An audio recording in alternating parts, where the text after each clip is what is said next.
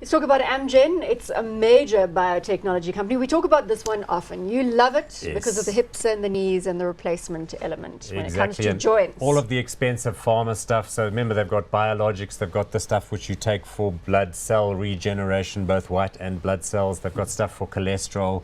They've got a whole slew of drugs which are for Crohn's disease and rheumatoid arthritis and all that stuff.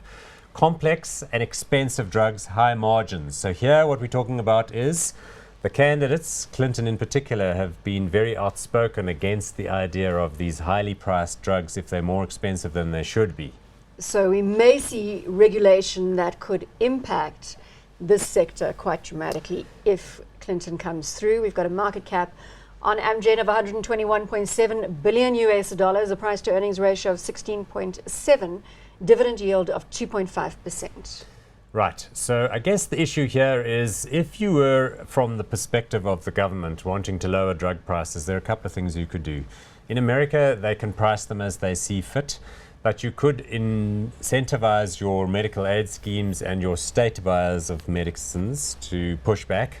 You could also make it easier for companies to introduce new biosimilars and new generic drugs in order to try and depress prices. Level the price playing field. So you could, for example, appoint judges to the court circuit that does the reviews of drug patents and try and make them more liberal. Now you say that Hillary has been outspoken. She's obviously leaning to lower margins. You can take that as a given. Do we have any clarity on how she would approach achieving lower margins in this industry? Not really, although the sector has performed poorly for the last year. Let's have a look at Amgen's price. It's actually done better than some of the other drugs that have more expensive products that are very specific and which have come under criticism. Actually, it's holding its own, Paul. It's not below, and I'm assuming that's an all-time high that it hit yes, somewhere which was at about 170 something. It got above 170 at some point. So at 163, it's not doing too badly. But the presidential election could mark a changing point for this one's performance. You know, it's interesting because the US has got like the largest healthcare sector in the world.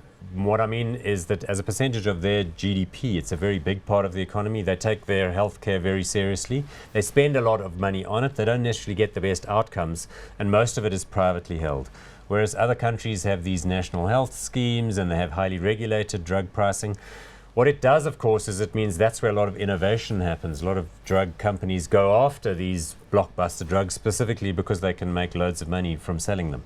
So it sort of works both ways. And some of the therapies that have been invented have been specifically invented by these companies. I want to understand, though, because there is a high probability at this point that Clinton could take the win, would you consider exiting because the outlook for these may not be as rosy? No, I think that's a good question. That's the right one to ask, and my answer to that would be no, because unless you have some specific risk, this company's got a broad pipeline of different stuff. It's got stuff that's in early stage development, stuff that's in late stage development.